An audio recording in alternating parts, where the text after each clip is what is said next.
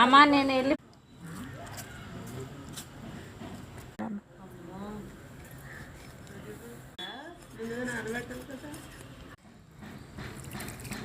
వాడు ఏళ్ళతో కలిసి కూర్చొని తింటాడు.